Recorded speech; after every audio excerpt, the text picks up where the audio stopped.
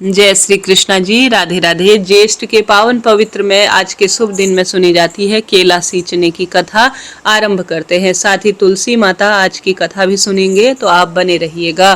प्रेम से बोले जय श्री नारायण। कदली वृक्ष की जय, पंचदेवी देवताओं की जय। कथा में लिखा गया है, बहुत समय पहले की बात है। किसी गांव में एक साहूकार दंपति अपने दोनों बच्चे अर्थात पुत्र और पुत्री के साथ रहते थे। पुत्र का विवाह हो चुका था, लेकिन उनके बहू के कई वर्षों तक कोई भी संतान नहीं थी।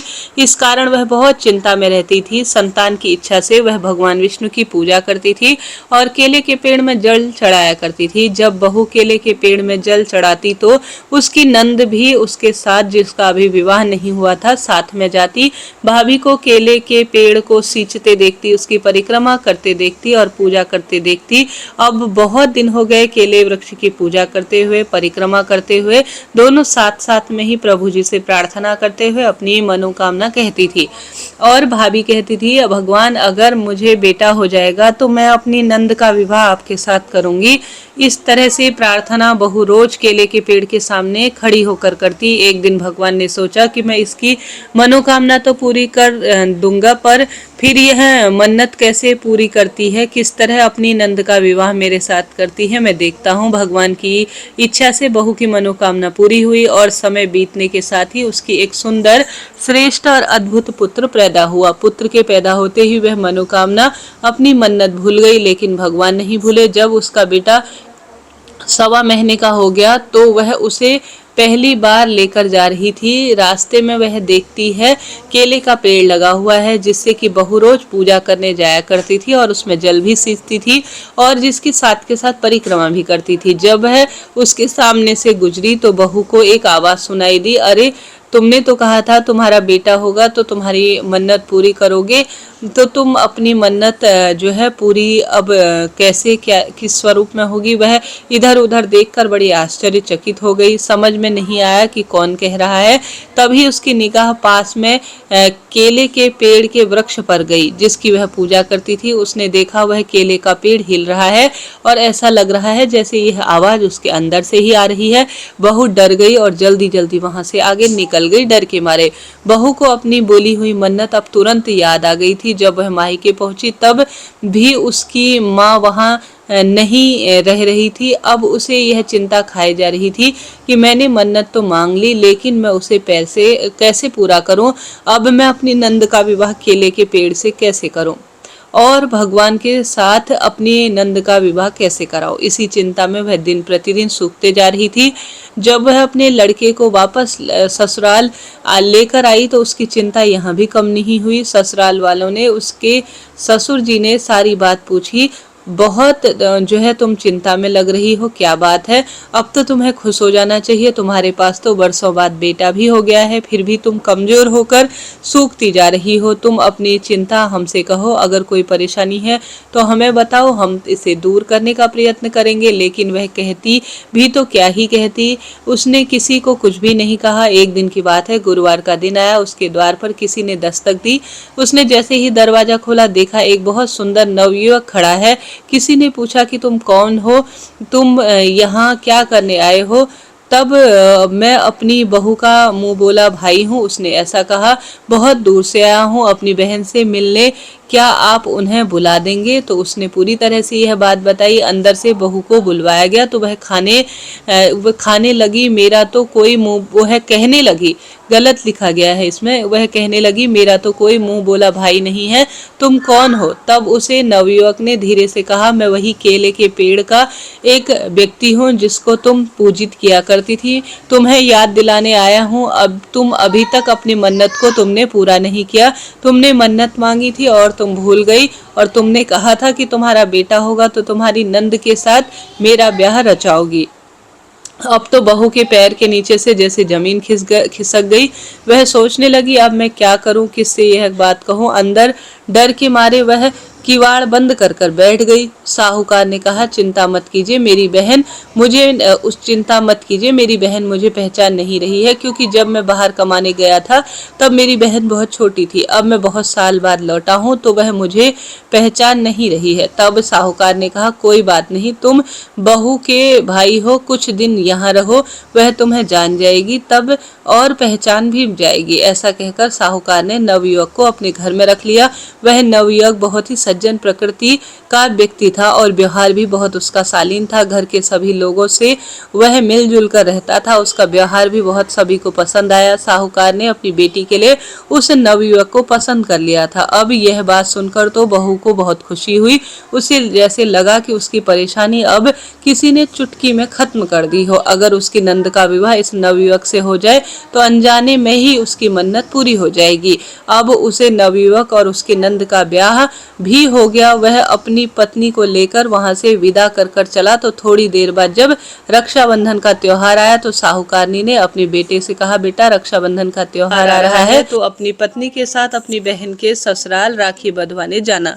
तब बेटे ने सुनकर हाँ तो कर दी। जब उसने आकर अपनी पत्नी से यह बात कही तो वह फिर से घबरा गई। भागी भागी केले पेड़ के पास गई, क्योंकि उसे पता था उसका कोई मुंह बोला भाई नहीं है। यह तो वह केले का वृक्ष था जो नवयुवक का वेश बनाकर आया था और उसकी नंद को यह लेकर गया। यह लेकर केले के पेड़ के पास जाकर वह रोने लगी, कहने लगी, आपने मेरी नंद से विवाह किया है। अब मेरे ससुराल वाले कह रहे हैं कि पहली रक्षाबंधन है और तुम्हें अपनी नंद के यहाँ राखी बंधवाने जाना है। अब मैं कहाँ जाऊँ? उन्हें मेरा तो कोई मुंह बोला भाई नहीं है। यह तो आपको मेरा मुंह बोला भाई समझ रहे हैं। तभी केले के पेड़ से आवाज आई, कोई बात नहीं, तुम चिंता मत करो। रक्षाबंधन के दिन तो तुम अपने पति को लेकर इसी जगह पर आ जाना, सब सही हो जाएगा। लेकिन तुम्हें एक बात का ध्यान रखना होगा, तुम जब यहाँ आओ तो तुम सवा पहर से ज़्यादा मत रुकना। अगर तुम सवा पहर से ज़्यादा रुकी तो गड़बड़ हो जाएगी। बहू यह सुनकर बहुत खुश हुई। वह सोचने लगी, सवा पहर में तो सब काम हो जाएंगे। खुशी खुशी अपने घर लौट गई। तब रक्षाबंधन का दिन आया। अपने पति को साथ लेकर अपने मुंह बोले भाई के घर की ओर चल दी और उसी स्थान पर पहुंच गई जहां पर वह केले का पेड़ लगा हुआ था। वहां जाकर वह देखती है कि केले पेड़ के पास बहुत बड़ी एक श्रेष्ठ हवेली खड़ी है। अंदर गए तो खूब ठाट बाट हो रहे हैं, खूब नौकर चाकर हैं और साथ ही नंद भी खूब ठाट बाट से रह रही है। अपने भाई भाभी को आता हुआ देखकर वह लड़की प्रसन्न हुई और उसने प्रसन्नता से अपने भाई भाभी और भतीजी को राखी बांधी। उस बहू ने भी अपने मुंह बोले भाई को राखी बांधी। तब सवा पहर हो जाने वाला ही था। तब वह अपने पति और बच्ची को लेकर वहां से चल दी। अभी थोड़ी ही दूर गए थे तभी उसके पति को याद आ रहा कि मेरी तो छतरी रह गई। तब अपनी बहू से कहने लगे, चलो वापस मेरी छतरी वहां से लेकर आओ। तब वह बहुत डर गई, कहने लगी कि मुझे सवा पहर से ज़्यादा नहीं रुकना था, अगर हम वहां गए तो कुछ गड़बड़ ना हो जाए। उसने अपने पति को समझाने की खूब कोशिश की और कहने लगी, अरे छतरी ही तो है, कई बार नहीं, हम फिर बार बार जाएंगे तो फिर लेकर आएंगे। ऐसे एक ही दिन में बार बार जाना अच्छा नहीं लगता। लेकिन वह व्यक्ति नहीं माना। दोनों वापस जिद के मारे उसी स्थान पर लौट आए। पर उस स्थान पर जाकर देखते हैं कि वहां पर जो आलीशान कोठरी थी वह एकदम से गायब है और मात्र केले का एक छोटा सा पेड़ वहां लगा हुआ है, जिसके पास में छतरी रखी हुई है और जो छतरी है वह उसके पति की है। उसे देखकर उसके पति की तो आश्चर्य की सीमा नहीं रही। उसके पैरों के नीचे तो जमीन खिसक गई और वह अपनी पत्नी को खूब डांट कर कहने लगा कि यह सब क्या हो रहा है। अभी तो यहाँ पर आलीशान कोठी थी, अब उजाड़ जंगल कैसे हो गया है। यह सब माजरा मुझे सच सच बताओ कि यह क्या हो रहा है। आखिर तुमने मेरी बहन की शादी किसी भूत प्रेत से तो नहीं कर दी। मेरी बहन आखिर कहाँ गई। तब वह कहने लगी, ऐसी कोई बात नहीं है जी, मैंने संतान की कामना के तहत अपनी नंद के साथ सर्वश्रेष्ठ रूप में जेठ के महीने में आंवला, बड़, पीपल और केले वृक्ष की विधि विधान से पूजा की थी। वह जो नवयुवक हमारे घर आए थे वह कदली वृक्ष अर्थात श्री नारायण का स्वरूप थे और हमारे घर आकर उन्होंने नंद और मेरी मनोकामना के तहत मेरी नंद के साथ पूर्ण रूप से विवाह कर दिया और अब मेरी नंद का श्रेष्ठ स्थान बैकुंठ में वास के रूप में हो गया। हे श्री कृष्ण भगवान, हे श्री नारायण, हे कदली वृक्ष, जो भी इस जेठ महीने में इस तरह से केले वृक्ष का पूजन करे उसके घर में पुत्र, विवाह, नौकरी, रोग, कर्ज, धन इत्यादि की जो कामना है वह तुरंत ही पूर्ण करना। और जैसे उस नंद भाभी को सब कुछ प्रदान किया, उत्तम पुत्र दिया, उत्तम पुत्री प्रदान की और नंद का विवाह साक्षात श्री नारायण से हुआ, उसी तरह से आज के शुभ दिन में जो भी इस कथा को सुने, प्रभु जी का पूजन करें, उसके जीवन में सदा सर्वदा खुशियां देने। बोलिए श्री कृष्ण भगवान की जय। अब आइए सुनते हैं तुलसी माता की कथा। बोलिए तुलसी माता की जय। जेठ माह में सुनी जाने वाली नंद भाभी और तुलसी माता की एक बहुत ही सुंदर कथा है। परिवार में नंद भाभी रहती थी। नंद अभी कुंवारी थी। वह तुलसी माता की खूब सेवा करती थी, पर भाभी को यह फूटी आंख भी नहीं सुहाता था। अब जेठ का महीना आया। जेठ की भरी गर्मी में तुलसी माता को कोई कष्ट ना हो यह सोचकर और भी ज्यादा शीतल जल सी सेवा किया करती थी। अब भाभी को और भी ज्यादा गुस्सा आ गया नंद पर। अब गुस्से से वह कहती, जब तेरा विवाह होगा ना तो तुलसी को ही खाने में दूंगी, तुलसी को ही तेरे दहेज में दूंगी। और जब समय आने पर नंद की शादी हुई तो भाभी ने बिल्कुल ऐसा ही किया। उसकी भाभी ने बारातियों के सामने तुलसी का गमला फोड़ दिया, लेकिन तुलसी माता की कृपा से वह गमला स्वादिष्ट व्यंजनों में बदल गया। गहनों के बदले भाभी ने नंद को तुलसी की मंजरी पहना दी तो वह सोने के आभूषण में बदल गई। वस्त्रों के स्थान पर तुलसी का जनेऊ रख दिया तो तुलसी रेशमी वस्त्रों में बदल गई। और ससुराल में उसके दहेज के बारे में तो खूब बड़ाई हुई। इस प्रकार भाभी को बड़ा आश्चर्य हुआ कि तुलसी जी की पूजा का इतना ज्यादा महत्व है कि मेरे जो नंद है वह तो सोने, चांदी और हीरा जवाहरात में तुल गई है और ससुराल में भी उसका खूब मान सम्मान हो रहा है। भाभी की एक लड़की थी, वह अपनी लड़की से भी कहने लगी कि तू भी रोज नियमित रूप से तुलसी सेवा, दीपदान और पूजन किया कर, तुझे भी बहू की तरह फल मिलेगा। पर लड़की का मन तुलसी पूजा में नहीं लगता था। जेठ का महीना आने पर भी उसने तुलसी माता की कोई सेवा नहीं करी, जिससे तुलसी माता को बहुत कष्ट हुआ। अब लड़की के विवाह के समय आया तो भाभी ने सोचा, जैसा व्यवहार मैंने अपनी नंद से किया है वैसा ही यहाँ पर भी करती हूँ। अपनी बेटी के साथ खूब इज्जत मेरी बेटी को मिलेगी, क्यों ना अपनी लड़की के साथ भी वही व्यवहार किया जाए। उसने तुलसी का गमला फोड़कर बारातियों के सामने रख दिया, परंतु इस बार मिट्टी ही मिट्टी रह गई। मंजरी पर पत्ते भी अपने रूप में रह गए तथा जनेऊ जनेऊ ही रहा। सभी बाराती जो है उस भाभी की खूब बुराई करने लगे। ससुराल में भी सभी लड़की की बुराई कर रहे थे और उसे कोई मान सम्मान नहीं मिला। भाभी नंद को कभी घर नहीं बुलाती थी। एक दिन भाई ने सोचा कि बहन से मिलाऊं। उसने अपनी इच्छा पत्नी को बताई और सौगात के लिए कुछ मांगा। पहले तो भाभी ने मना किया कि घर में कुछ भी नहीं है, लेकिन भाई के मांगने पर भाभी ने थैले में भरकर जुआर भरकर रख दिया और तो कुछ भी नहीं दिया। कहने लगी, बस यही है घर में, यही ले जाओ। वह दुखी मन से चल दिया। भला बहन के घर में कोई ज्वार ले जाता है क्या? बहन के नगीर के समीप पहुंचा। उसने गौशाला में गाय के सामने ज्वार का थैला जो है उलट दिया। तब वहां के गौपालक ने कहा, अरे भाई, सोना मोती गाय के आगे क्यों डाल रहे हो? ऐसा सुनकर भाई ने नीचे देखा तो आश्चर्यचकित रह गया। तब उसने गौपालक को सारी बात बताई। सारे हीरा मोती लेकर प्रसन्न मन से बहन के घर गया। बहन भाई को देखकर बड़ी प्रसन्न हुई और तुलसी माता ने उसके कुशल मंगल होने की सदा सर्वदा रक्षा की। भाई ने बहन से कहा, तुझे सुखी देखकर मेरा मन प्रसन्न है। तब बहन बोली, भैया, यह सब तुलसी माता की कृपा से हुआ है। वह जीवन के सभी दुखों को दूर करने वाली है और सदा सर्वदा सभी मनोरथ को पूर्ण करने वाली है। भाभी से भी तुम कहना कि तुलसी सेवा विधि विधान से बड़े मन से किया करे और जेठ महीने में गर्मी से उन्हें कोई भी कष्ट ना हो, इस बात का ध्यान दे। जय श्री राधे, जय तुलसी मैया। यह तो रही तुलसी माता की कथा। अब आइए अन्य कथा सुनते हैं। कथा अनुसार बहुत समय पहले की बात है, किसी नगर में साहूकार और साहूकारनी रहते थे। दोनों पति पत्नी बहुत धार्मिक प्रवृत्ति के थे। साहूकार गरीबों की मदद करता था, बहुत कम पैसों में उनको ब्याज देकर थोड़ा बहुत धन भी कमाता था और हमेशा ही जरूरतमंदों की मदद भी करता था। साथ ही उसकी पत्नी भी बहुत धार्मिक स्वभाव की महिला थी, व्रत पूजा पाठ भी करती थी, व्रत उपवास करती, दान देती और सदा सर्वदा धार्मिक कार्यों में रहती थी। लेकिन उन दोनों को एक बड़ा दुख था कि उनके घर में कोई संतान नहीं है। सेठ सेठानी अक्सर बातें किया करते थे, न जाने कौन से पूर्व जन्म के कर्म है जो हमें यह दुख हो रहा है। इस जन्म में तो हमें याद नहीं है कि हमने कभी किसी का दिल दुखाया हो। उनके घर में एक नौकर था जो कि सेठ सेठानी के इस दुख से बहुत दुखी रहा करता था, क्योंकि सेठ सेठानी उसे कभी नौकर की तरह बर्ताव नहीं करते थे, उसे अपने परिवार का पूर्ण सदस्य मानते थे। एक दिन की बात है, वह नौकर सेठ जी के पास गया और कहने लगा, सेठ जी, छोटा मुंह बड़ी बात, लेकिन मैं आपको इस तरह से दुखी नहीं देख सकता। मैं एक साधु महात्मा को जानता हूँ जो पास के ही नगर में आए हुए हैं। उनकी बड़ी ख्याति है, मैंने सुना है सबका दुख वह दूर करते हैं। अगर आप कहें तो मैं आपको उनके पास ले चलता हूँ, हो सकता है आपकी समस्या का समाधान हो जाए। सेठ दुखी होकर बहुत अधिक मन में सोचने लगा। उसने नौकर की बात मान ली और नौकर के साथ महात्मा जी के पास चला गया।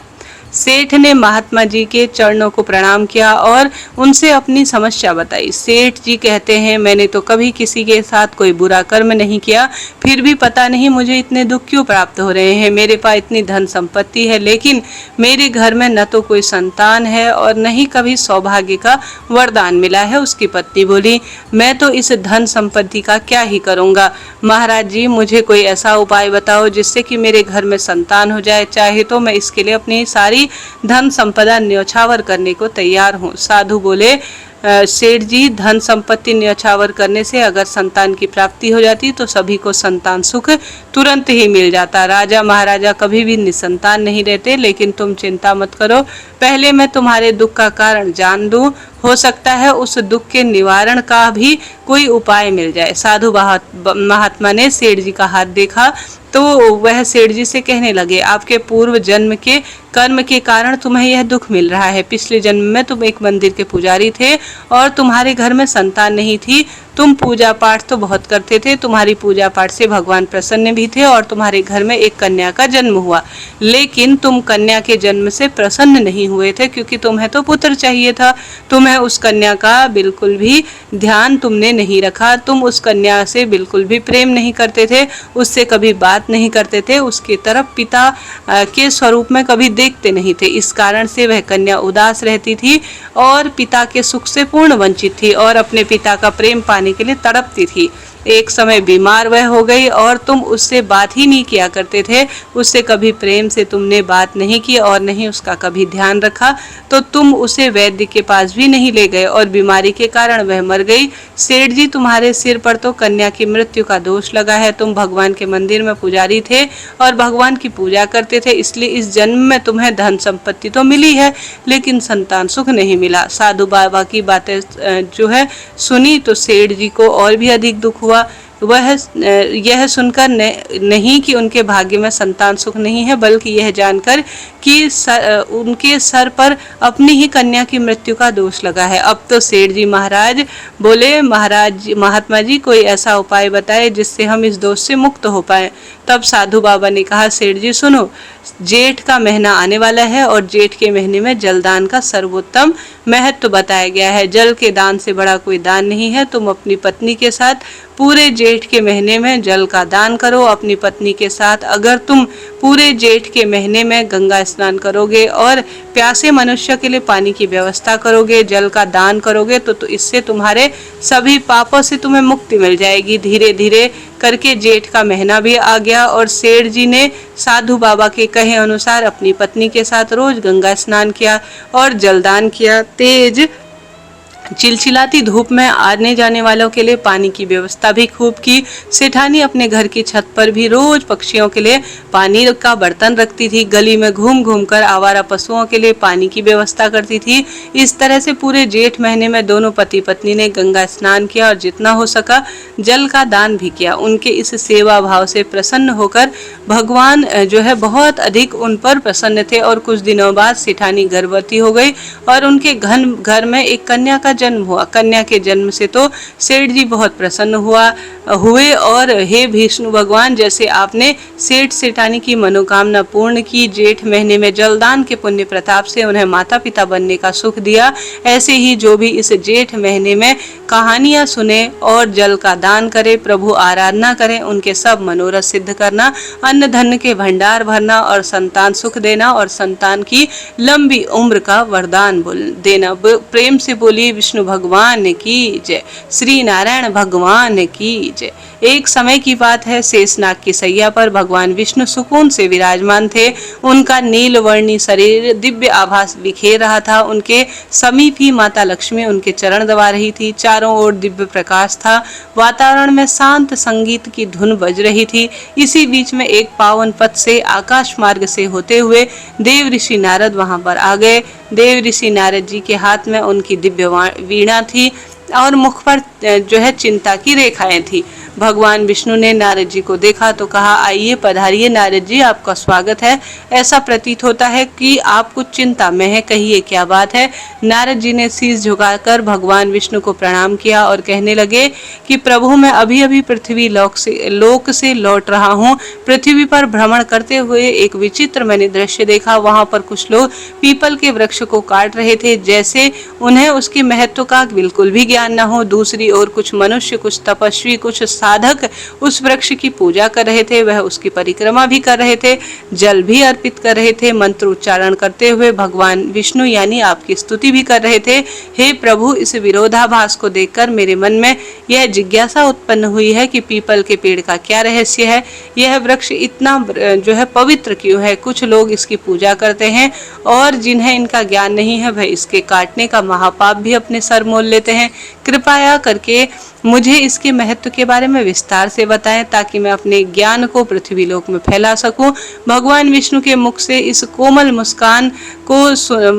कोमल भरे बात को सुनकर मुस्कान आ गई और वह बोले, नारद जी, तुम्हारा प्रश्न बहुत ही महत्वपूर्ण है। पीपल का पेड़ कोई साधारण पेड़ नहीं है, यह तो स्वयं मेरे स्वरूप का प्रतीक है। यह न केवल देवताओं का निवास स्थान है बल्कि इसकी पूजा से मनुष्य के सभी पापों का भी नाश हो जाता है और उन्हें मोक्ष की प्राप्ति होती है। मैं तुम्हें पीपल के पेड़ की महत्व की एक कथा सुनाता हूँ जिससे आपको पता लगेगा कि यह पेड़ इतना पवित्र क्यों है और इसकी पूजा क्यों करनी चाहिए। जो कोई भी इस पवित्र पेड़ की कथा को सुनता है उसके जन्म जन्मांतर के पाप नष्ट हो जाते हैं, चाहे उसने अपने अज्ञानवश कितने ही पाप कर्म किए हों। इस कथा के सुनने मात्र से उसके सभी पाप नष्ट हो जाते हैं। इस कथा को सुनने वाला अपने पितरों का आशीर्वाद प्राप्त करता है, उसके पूर्वज संतुष्ट होते हैं और उसे सुख, समृद्धि और शांति का वरदान देते हैं। पीपल पूजा के फलस्वरूप पितरों के ऋण समाप्त हो जाते हैं और उनके मार्ग में आने वाली सभी बाधाएं भी सदा सर्वदा के लिए दूर होती है। जो कोई भी इस कथा को सुनता है उसके घर से दुर्भाग्य और दरिद्रता का नाश हो जाता है और उनके घर में सुख, समृद्धि और लक्ष्मी का वास होता है।